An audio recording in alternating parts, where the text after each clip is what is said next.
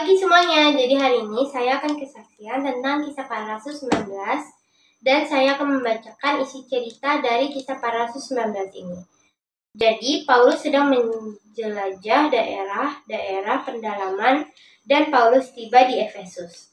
Dan Paulus melihat beberapa orang murid dan Paulus bertanya, "Sudahkah kamu menerima Roh Kudus ketika kamu menjadi percaya?" Lalu jawab mereka, "Belum. Bahkan kami belum pernah mendengar bahwa ada Roh Kudus."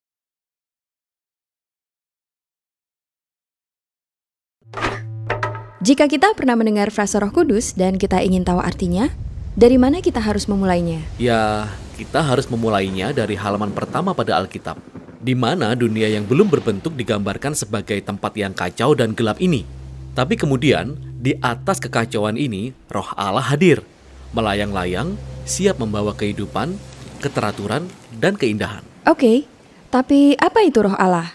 Ya, jadi Roh adalah cara penulis Alkitab berbicara tentang kehadiran Allah secara pribadi. Kata dalam bahasa Ibraninya adalah ruach. Ruak? Ya, benar. Tenggorokan kita harus benar-benar bersih di akhir pengucapan. Sama seperti angin dan nafas yang tak kelihatan, Roh Allah juga tak kelihatan. Angin sangat kuat, dan demikian juga Roh Allah sangat kuat. Dan sama seperti nafas yang menjaga kita tetap hidup, Roh Allah pun menopang semua kehidupan. Ya, ruak. Nah, seiring kita melanjutkan kisah di Alkitab, kita melihat ruach Allah memberikan kekuatan khusus bagi orang-orang untuk melakukan tugas-tugas tertentu. Orang pertama di Alkitab yang mengalami hal ini adalah Yusuf. Roh Allah memampukan dia untuk memahami dan mengartikan mimpi. Dan kemudian terjadi pula pada seorang pria bernama Besalel, dan dia adalah seorang seniman. Roh Allah memperlengkapi dia dengan hikmat dan keahlian. Dia diberikan kecerdasan kreatif untuk membuat benda-benda yang indah di bait suci. Kemudian kita juga melihat ruach Allah memperlengkapi sekelompok orang yang disebut para nabi. Mereka dapat melihat segala hal yang terjadi dalam sejarah dari sudut pandang Allah. Itu benar sekali. Sementara ruach Allah telah menciptakan dunia yang sangat baik, manusia justru menyerah pada kejahatan. Mereka telah melepaskan kekacauan di dalamnya melalui ketidakadilan mereka. Sebuah ketidakteraturan jenis baru. Ya, dan para nabi berkata bahwa roh akan datang, seperti pada Kejadian pasal 1. Tetapi sekarang, dia datang untuk mengubahkan hati manusia, untuk memampukan manusia untuk benar-benar mengasihi Allah dan orang lain. Bagaimanakah roh Allah yang aktif dan baru ini akan terjadi? Nah, berabad-abad telah berlalu dan kita diperkenalkan kepada Yesus. Dan di awal misinya, ada adegan menarik di mana Yesus dibaptis di air sungai Yordan. Ya, langit terbuka dan roh Allah datang dan menghinggapinya seperti seekor burung. Kisahnya menyebutkan bahwa roh Allah memperlengkapi Yesus untuk memulai ciptaan baru. Dan kita melihat ini terjadi ketika ia menyembuhkan orang atau mengampuni dosa mereka.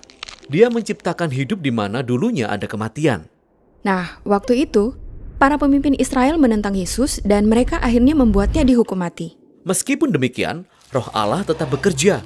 Murid-murid Yesus yang paling awal melihat dia bangkit dari kematian mengatakan bahwa kuasa roh Allah lah yang membangkitkan Yesus. Ini adalah awal dari ciptaan yang baru. Ya, dan ini masih terus terjadi. Ketika Yesus menampakkan dirinya pada pengikut-pengikut terdekatnya, dia menghembuskan nafasnya pada mereka dan berkata, "Terimalah Roh Kudus." Dan segera setelah itu, dengan penuh kuasa, Roh Kudus hingga pada murid-muridnya. Sehingga mereka dapat menjadi bagian dari ciptaan yang baru ini dan memberitakan kabar baik dan belajar untuk hidup dengan energi dan pengaruh dari roh Allah. Dan hari ini, roh tersebut masih melayang-layang di tempat-tempat yang gelap. Ya, mengarahkan orang-orang kepada Yesus, mengubahkan dan memperlengkapi mereka supaya mereka dapat mengasihi Allah dan orang lain. Dan orang-orang Kristen berharap bahwa roh itu akan menyelesaikan tugas tersebut. Kisah Alkitab berakhir dengan sebuah visi bahwa manusia yang baru hidup dalam dunia yang baru yang dipenuhi dengan kasih Allah dan roh yang memberi hidup.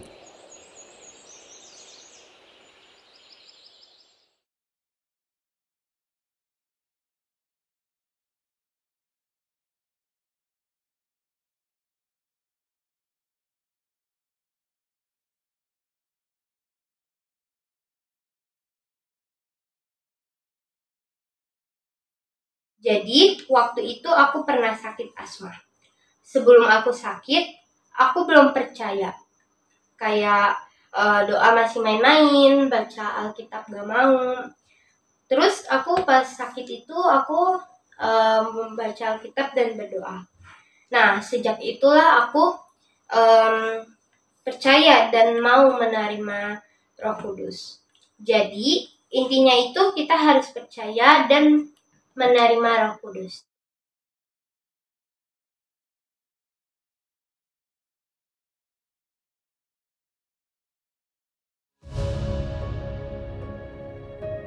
My name is Hiba. I'm a pharmacist from Egypt. I grew up Muslim in a Muslim family. I was always at the top of my class academically. I loved chemistry, so I registered with a pharmaceutical college. During the first years of classes, one of the professors explained things in a different way. I learned that he was a Christian, and his way of explaining things was distinguished and new to me. He challenged my thinking. In Islam, we have a concept.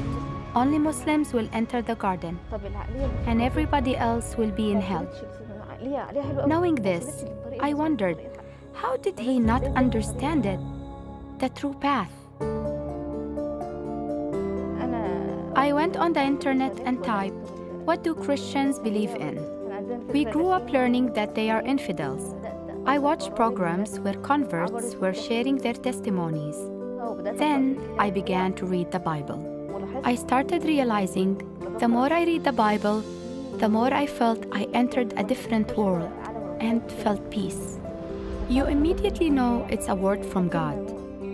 I was learning things that I could not understand in the Quran. I learned about Jesus Christ. When it comes to who Christ is, there is a verse in the Quran that says, "They have indeed disbelieved who say, surely Allah is none but the Messiah, son of Mary." This verse was the most difficult idea that stayed with me for years. I eventually said to myself, I'm done with Christianity because it is wrong. I closed my Bible and went back to Islam. What I found was a spiritual drought. My spirit was dead. I said to myself, this is not right. I will not be able to continue like this.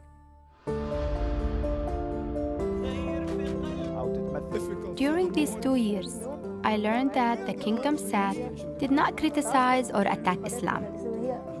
It is mere Christianity shining a light. You can feel God's Spirit. I could not believe how wonderful it was. Christ delivered us and redeemed us from the dominion of sin.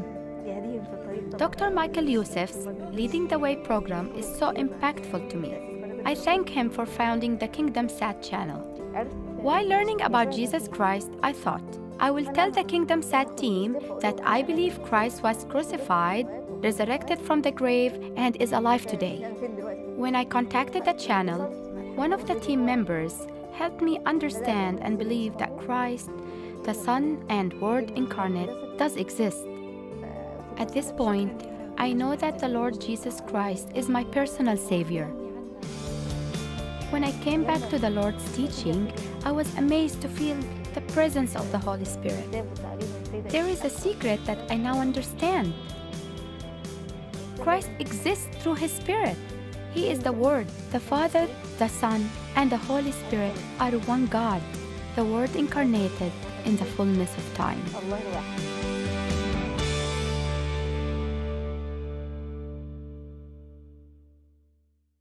Terima kasih.